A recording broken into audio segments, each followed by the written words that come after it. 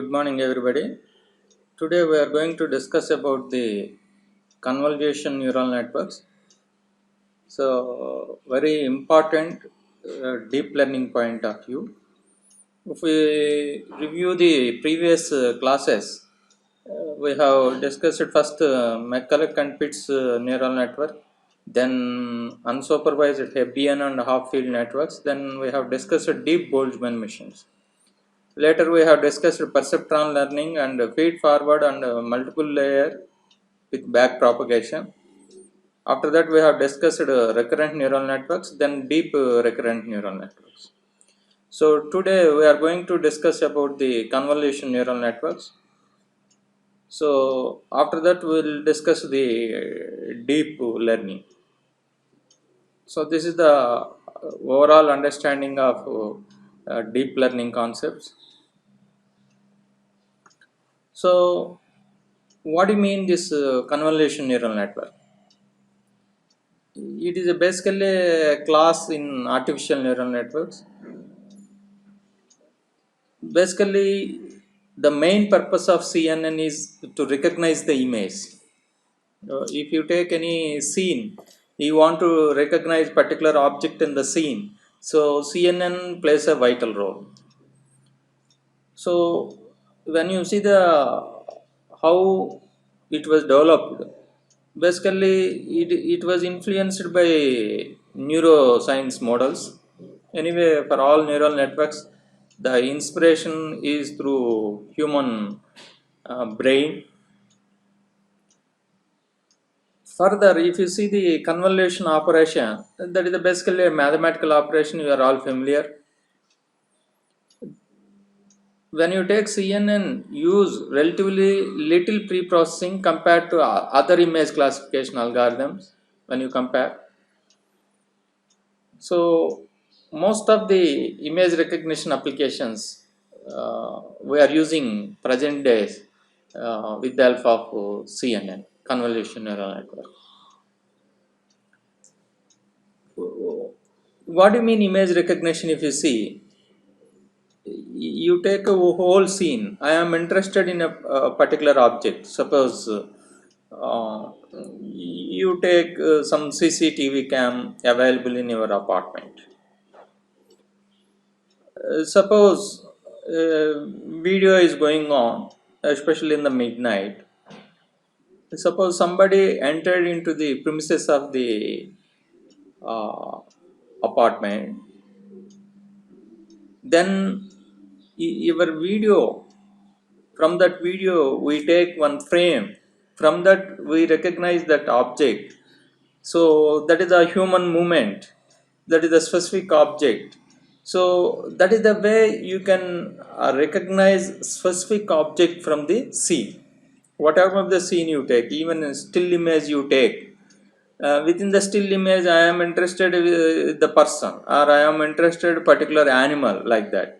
So that is the problem. So how do you do that one? So that is the discussion of CNN. So one way we can do object recognition or object classification. You can recognize the object as well as you can classify. So identification of specific person, you take a face or fingerprint or handwritten digits. That is also very important one. And detection, the image data are scanned for a specific condition. Nothing but detection means if you take cells of human body, you want to detect abnormal cells or tissues. So for especially for cancer detection purpose, it is more useful. So this is one way you say object recognition and classification we can do. Identification of a face or fingerprint or handwritten digits we can do. Abnormality of cells you can detect to detect the cancer and all these things. So these are all applications of image recognition. Nowadays everywhere we are using this image recognition. Even all offices nowadays they are using biometrics, either thumb or eye scan. So these are all undercome these same operations. So when you take the image recognition system, so here we consider what you call initially what is the architecture you have, then what is the ANN architecture, then what is the CNN architecture. What is the difference if you take? So when you take general architecture, manual mapping and automated mapping, if you see different colors, so manual mapping is high. Then later ANN was developed. Even ANN also that automatic mapping is increased, but still manual mapping is there. But when you come to the CNN architecture, automated mapping is high than manual mapping. So manual mapping is reduced.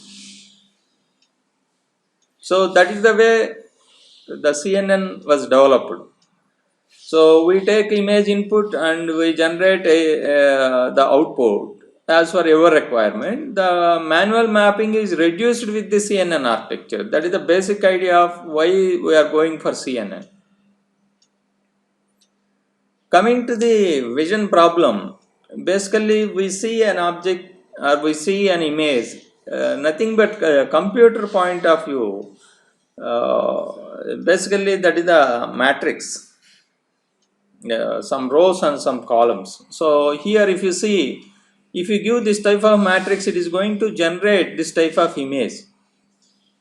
So this is vision algorithm. Vision algorithm is sensitive for the pixel intensities. So pixel intensity value changes, accordingly we will form our image. So that is the thing what we are looking. But if you see inside the computer, the image is nothing but a matrix. Suppose you take a small sub-image in the whole image, then that is represented like these values, intensity values, pixel intensity values. So this is what you say is the vision problem. So basically we are seeing image is nothing but you have a matrix containing some values. These are all called pixel intensities. Then RGB image, nothing but color image you take. Color image is the three matrices. Suppose you have only one matrix, that is we say gray image. Some pixel intensity value changes from 0 to some high value. But whereas color image you have R plane, G plane and B plane, like that three matrices. The combination you will get one color. Suppose RGB combination, all are there, you will get white. A pixel whose color components, if you take RGB all zeros, then you will get black. So by using these three planes, you will get one color. So that is the RGB image representation is three matrices. Gray image you have only one matrix. So output from an image recognition system, if you take, our interest can be one or several object categories present in the image. You are interested to recognize one object, or it can be multiple objects. And sometimes we are interested in the specific object and subset of features of object. So what are the various features within that object containing several elements, either topological or geometrical aspects of the image. Last one, you may be interested with the sequence of images, nothing but dynamic properties of elements in the image. So all these elements can be represented in symbolic and numeric form. Basically we take the feature. Suppose you take here two images, one like a bike, another like a truck if you take. So truck and bike if you take, here wheels almost similar. So you take this feature, wheel feature, this is here also one, here also one. But if you take here other features, like these features, this type of feature is not available here. So that will be, you can easily distinguish. So truck case you are keeping like the bike case, that is different. So here it is varying, here also it is varying, here also it is varying, here also it is varying. So this is the way we can interpret the images. Basically here, even though you can see image, but here we are representing in terms of a some value for our understanding. Here it is represented in binary, whereas when you take a wheel, in both the cases wheel are there, so the feature here and feature here both are same, but other cases features might be different. Based on that we are going to recognize the object. This is the total interpretation how we deal the image recognition. When you see the typical convolution neural network architecture, so what are the basic building blocks if you see? So we take input, that input is given to the CNN architecture, then the total input image is processed with the help of convolution plus ReLU. You know ReLU is the activation function. After that you can work out with the pooling, then once again convolution plus ReLU and pooling. Like that you can implement several layers. Nothing but this is the feature learning. We are learning the feature here. When you see the first one is the higher dimension, next one is the lower dimension, we are reducing the dimension also. We will see one by one what do you mean convolution, what do you mean pooling, and after that flattening. Here whole matrix arranged as a single column vector, so flattening. After that we go for fully connected, will arrange. From this flattening we will generate the fully connected matrix. So finally softmax we apply, so you will get the output as either car, truck, van or bicycle, like that various multi-class problem. So when you see the typical CNN architecture, basic building blocks if you see CNN plus ReLU, then you can work out with the pooling, then CNN plus ReLU, then you work out with the pooling. Like that, as you design your own architecture, what you are interested to retrieve, so convolution plus ReLU and pooling, like that you can operate. As for your requirement, you have to design. This one feature learning, you have to design as your interest. 2 layers, 3 layers, 4 layers, like that. Or you can take convolution and ReLU.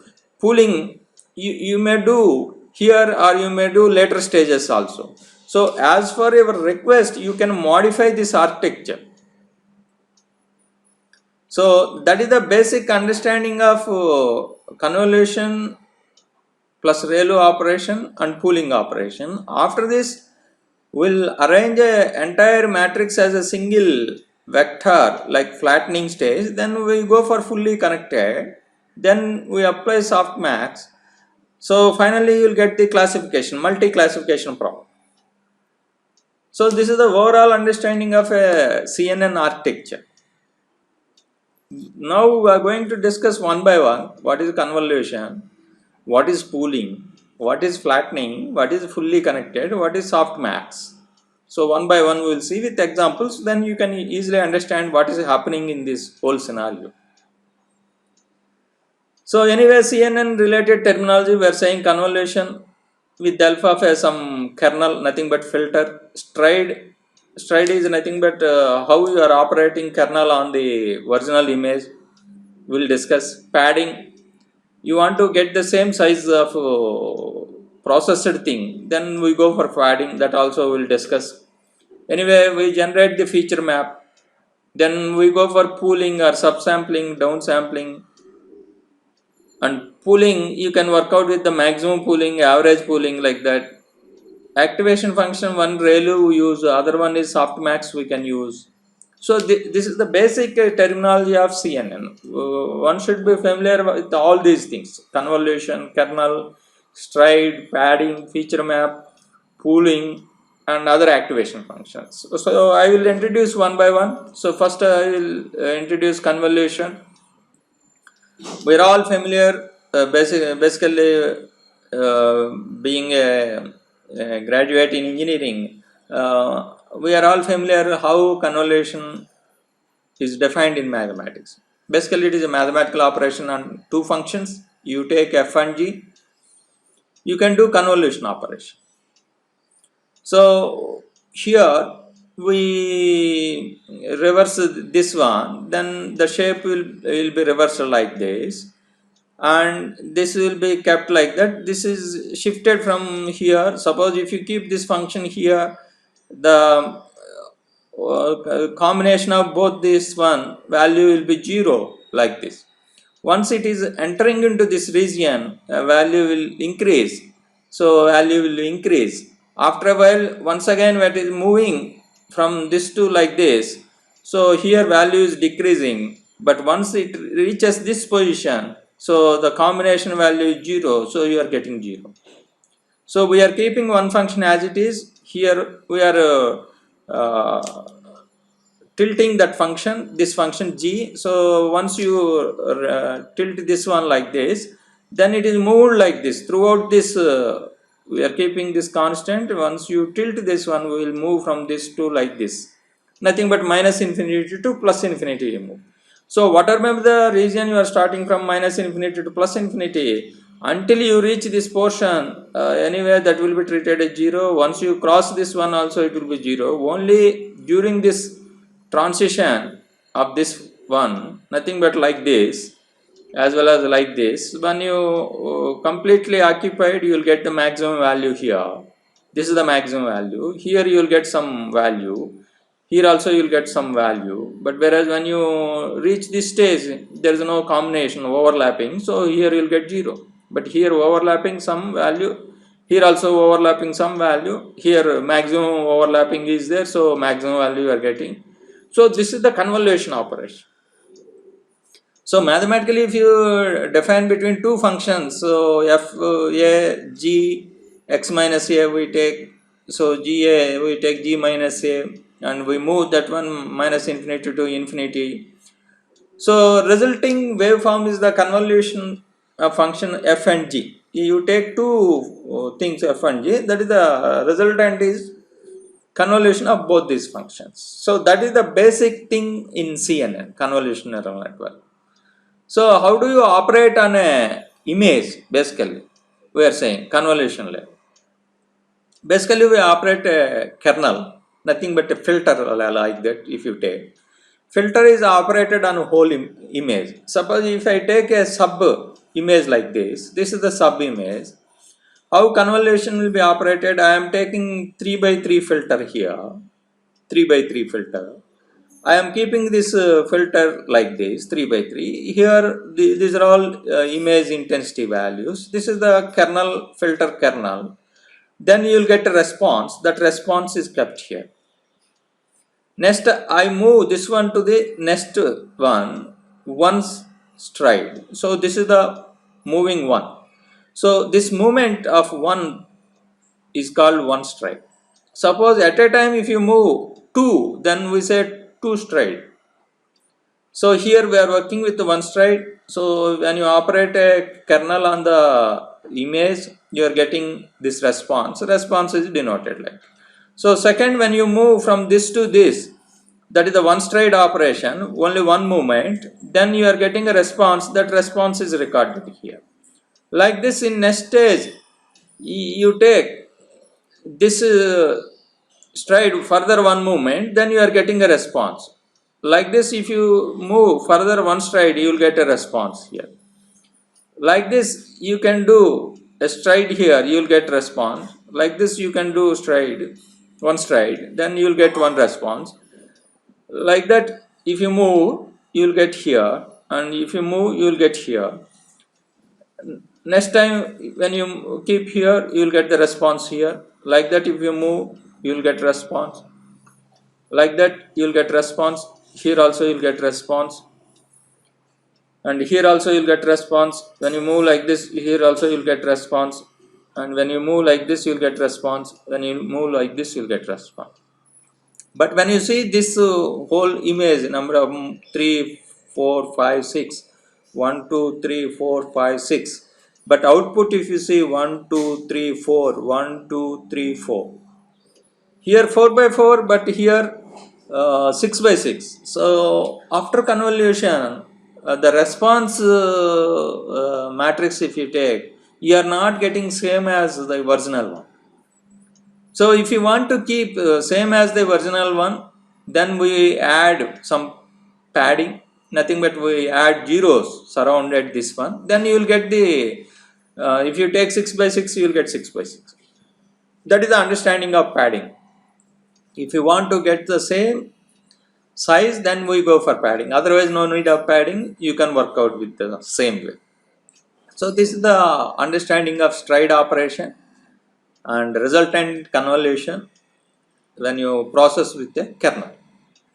So here I will give one example, then you can easily understand. We know so many edge operators are there, Privet, Sobel, like that. So when you take these type of edge operations, nothing but we need a kernel. Suppose this is the sub-image you take. I would like to find the kernel, nothing but edge kernel. This is the one of the edge kernels. So -1, -2, -1, 0, 0, 0, 1, 2, 1. So this is the edge kernel. I would if I apply this 3 by 3 on this one, so nothing but we are taking from this to here like this 3 by 3, and this whole subimage is processed with this kernel. If you do element by element multiplication and finally you do addition, if you take -1 and 100, you will get -100, -2 and 100, you will get -200. -1 and 100, you will get -100, and here anyway 0, 0, 0 middle, and next one 201, you will get 200, 202, you will get 400, 201, you will get 200. If you do all summation, you are getting 400 value. So this is the what you are getting a response if you operate kernel on subimage. Now once you operate this whole 3 by 3 with the alpha of 3 by 3 kernel, then you are representing another matrix as a response middle block. There we are replacing this one here with the 400 value. Suppose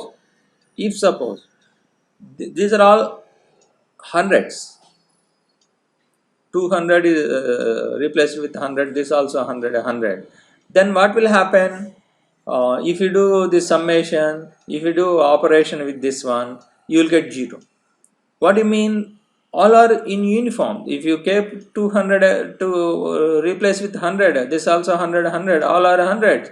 So what is the edge? There is no edge. Why? Because all are uniform. Same intensity value. Same intensity value, there is no edge. So I take one example here like this, 10, all 10s, and I take another edge operator like this 1, 1, 1, 0, 0, 0, -1, -1. I operate on this one. Then what you will get? 10, 10, and 10. Addition 30. This is -10, -10, -10, -30. What is the total response? 0. So this whole thing here, center value, we are replacing with 0. Like this, if you move one stride, your block will be like this one. Now only 2 tens and 1 0. Here also 2 tens and 1 0. In whatever the middle value, kernel will be 0, so output will be 0. So you will get here also 0. Like that, if you move like this, always you will get 0. Suppose when you move one stride below like this, then what will happen? These are all ones. Here 30 you will get. Here what you will get? -1, -1, all zeros are there. Why? Because this block you are processing now. When you are processing this block, then these are all zeros, only 30 left. So that is the reason 30 we have taken. So this is the way we operate kernel on the image. Whole image is processed with one type of kernel like that. nothing but a filter. This is the edge filter. So whenever uniformity is there, you will get the no change, but there is no uniformity, you will get that response. So indication of edges are there. So this is the way we apply convolution.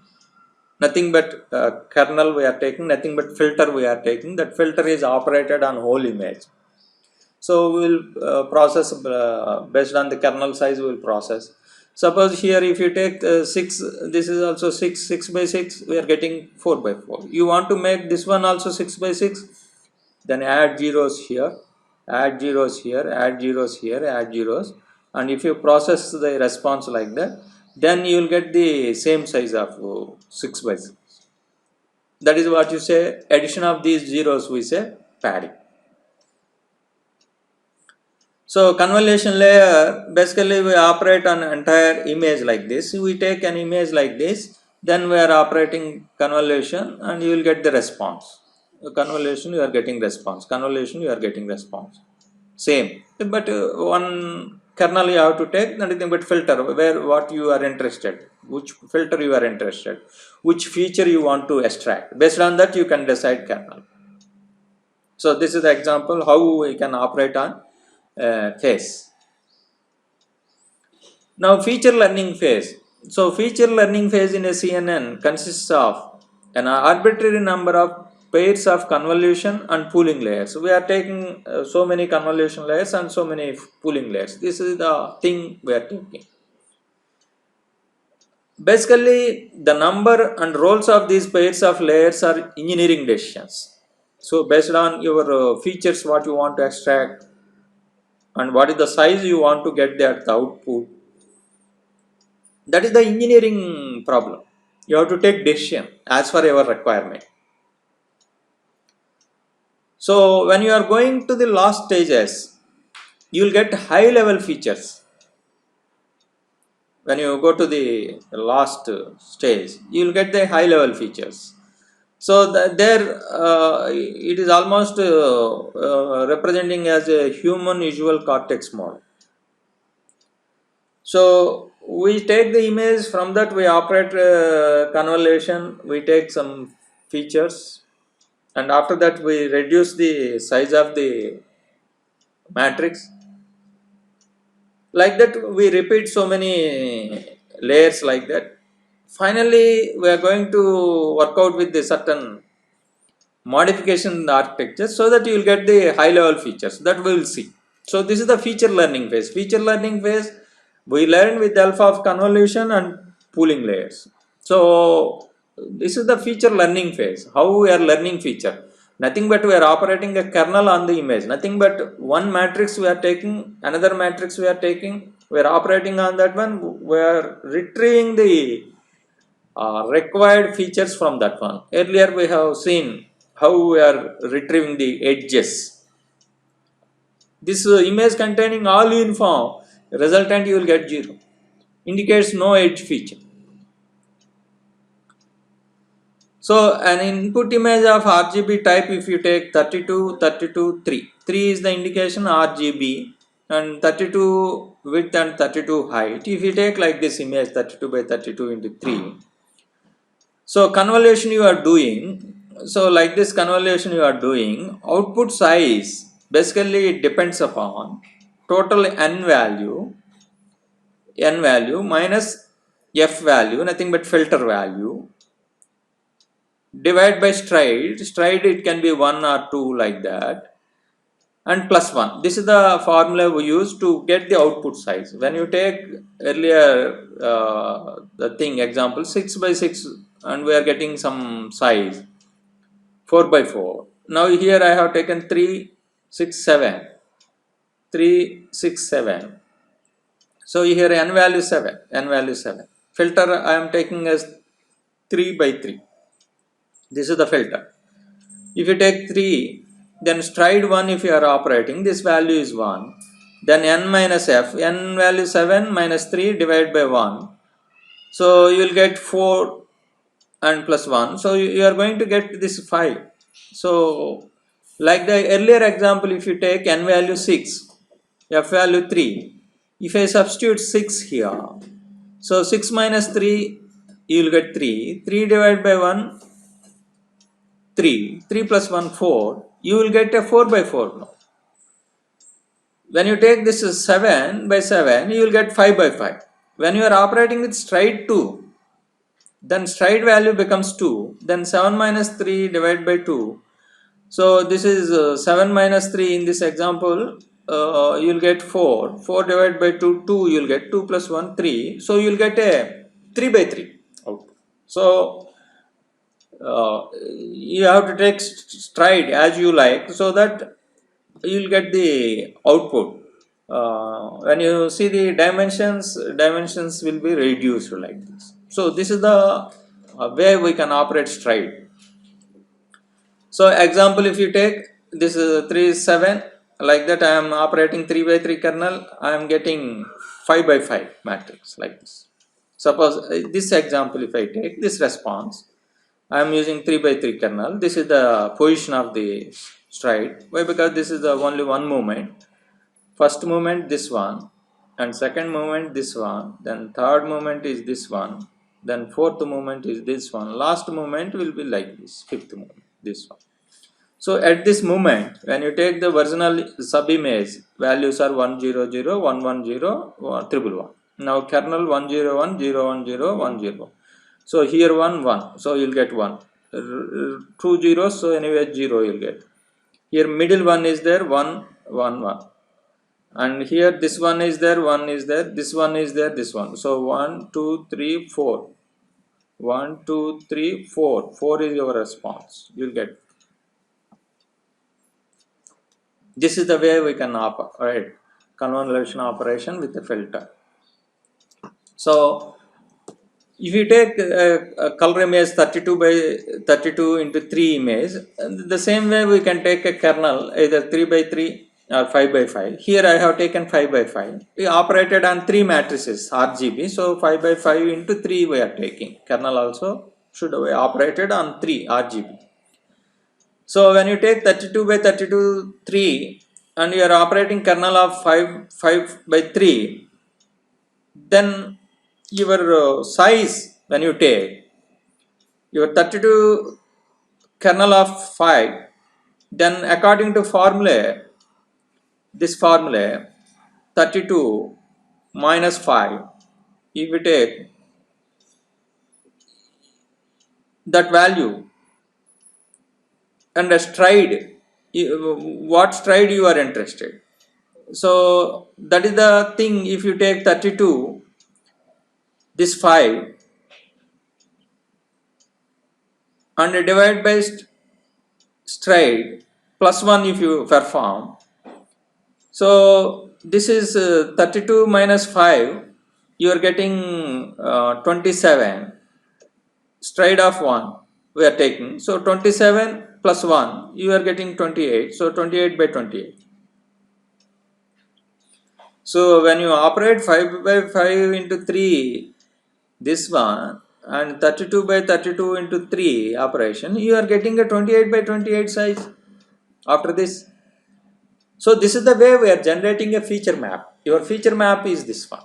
So we have generated a feature map by taking image and operating a kernel convolution operation we are doing.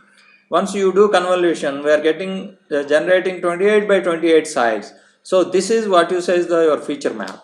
So we have 28 by 28 into 1. We are taking only all these 3 are combination as a single. So you are going to generate as 28 by 28 into 1 now. So this is the way matrices are manipulated.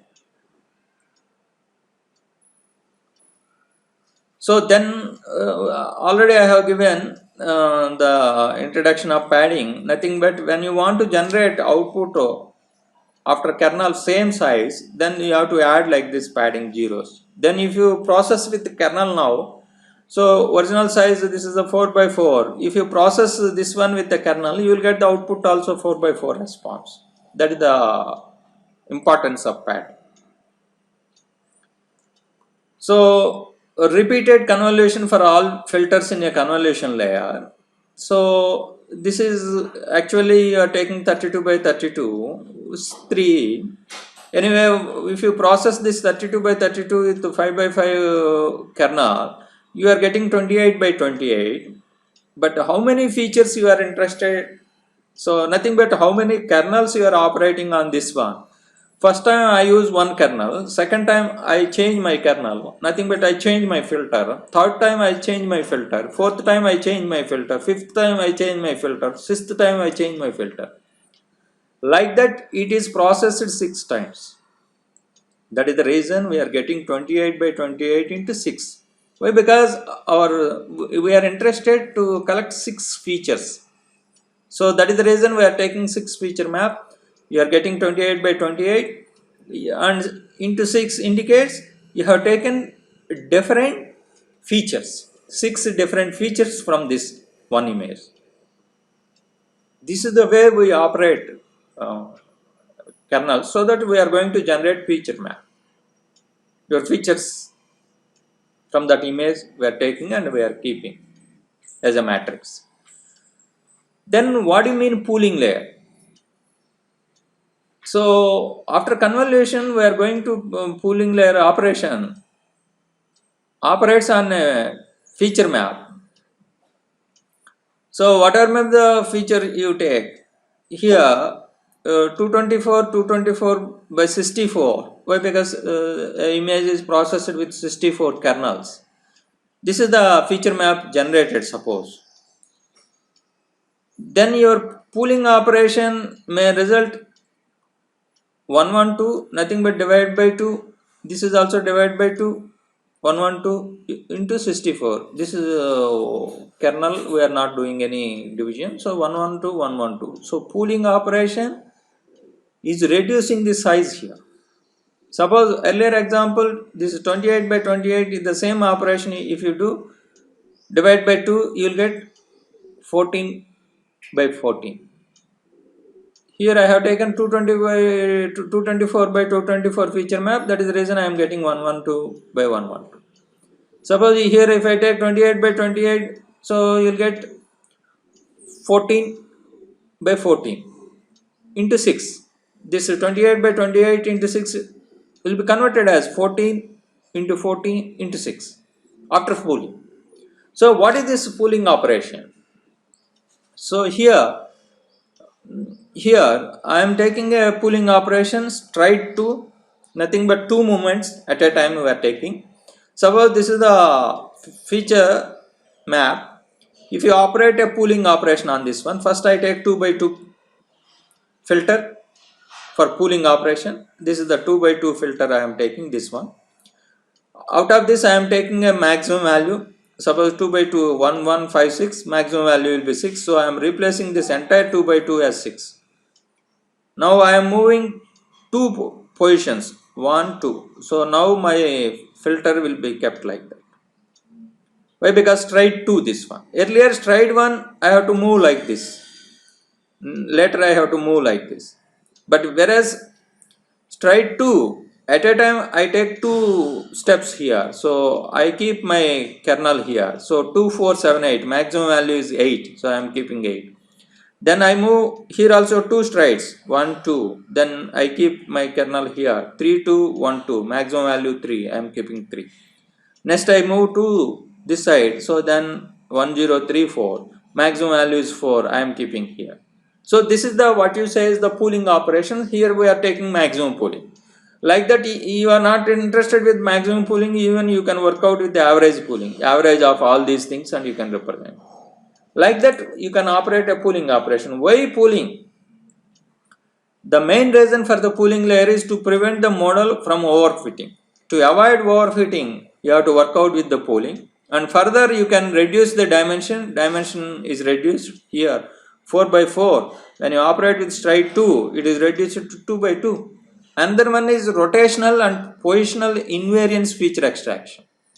So once you take a maximum or average value from that one, so this will be reduced here like this. So this type of operation if you do, automatically your feature is independent of rotation of an object in the image, nothing but position invariance. Even you take a face in one image like this, and another image, even though some variance is there, but your feature is going to capture that one.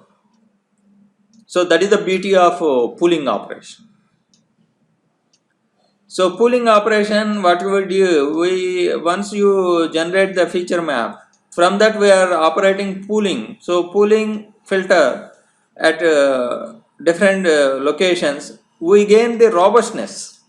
That is the importance of pooling.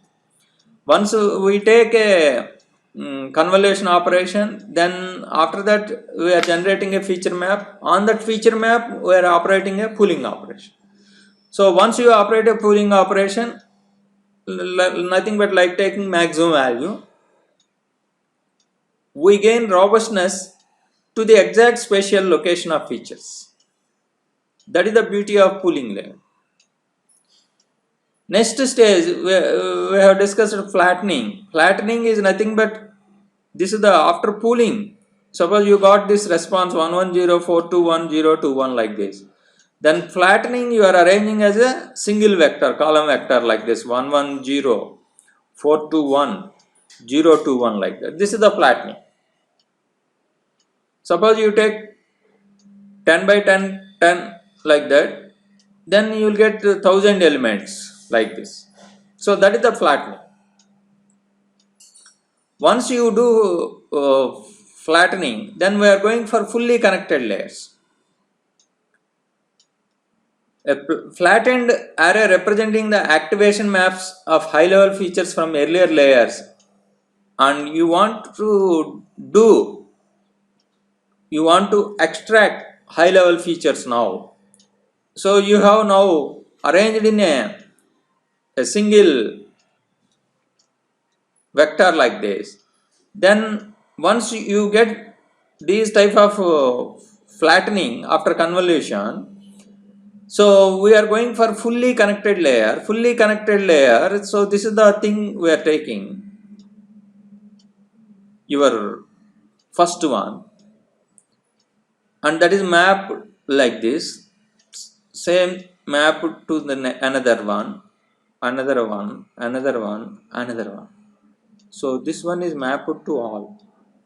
Like this one also mapped to all. Why? Because after flattening, you got single column vector. Once you got single column vector, then each element is mapped to all like this. This is the fully connected layer. We are connecting to all layer elements, nodes like this. Like this, second also connected to all like this. Third also connected, fourth also connected, like everyone is connected to all like that. So that is the fully connected meaning.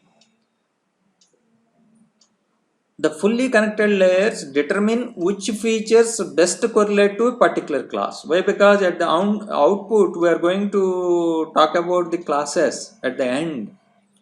Then before that we are working with the fully connected layers. So here we are going to extract high level features. Like that we are going to global features.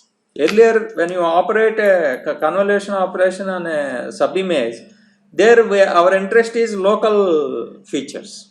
Now when you connect this everything to the output node, then we are shifting to global feature. So that is the reason why you are going for fully connected layers. So this is the thing, when fully connected layer when you take, we are taking like this, we are connecting to one node all overall this one image. Like this also taking overall this one. But this identification multi-class and this multi-class design might be different. It depends upon the input images what you give. Based on that, these will be designed. But here we are taking a overall scenario of the image, nothing but global view. Whereas your local things are taking only local features. This is different, this global feature is different. So that is the reason we are going for fully connected layer. And next we are going for softmax layer. So softmax layer, before going to actual output layer, this is the softmax layer we operate. Basically, a softmax layer allows the neural network to run a multi-class function. So suppose you have fully connected layer like this. Now here also fully connected. Here softmax, here when you take this is designed, these features once you collected, this is designed to detect apple. This is sensitive for bear, this is sensitive for candy, this is sensitive for dog, this is sensitive for egg. That probability whether apple is there or not, whether bear is there or not, candy is there or not, dog is there or not, egg is there or not. So that is the thing we're working. Basically this is taken from Google Inc. So like that, once you do fully connected layers, finally we are going to conclude with softmax. So once you implement the softmax, so these are all meant to classify final objects based on some probability that a dog is there or not, like that bear is there or not. So we are converting into multi-class function now. We are able to distinguish. So this is sensitive for apple, sensitive for bear, sensitive for candy, sensitive for dog, sensitive for egg. So whatever the images here you are giving, it is able to say apple or not, or bear or anything we can detect. So this is what you say the multi-class function. So this is the overall understanding of CNN. And before going to conclusion, you already we have discussed these activation function. Once again I am reviewing for your understanding. ReLU function, above 0 up to this 0, it follows the whatever the output follows this function, otherwise your response will be 0. So that is the ReLU. This is what you say is the somewhat leaky ReLU operation. And this red color sigmoid operation, this green color tan H function, these are all activation functions. Already we have discussed even in SVM also. Here softmax is equivalent to sigmoid for binary classification, but is primarily aimed for the multi-class case where the non-normalized output of a network is mapped onto a probability distribution over predicted output classes. How many classes are there? Based on that we are working with the probability distribution. Based on that prediction we can say whether apple is there or not. So this softmax, most of the CNN architectures we use softmax. Even Gaussian activation function also can be used in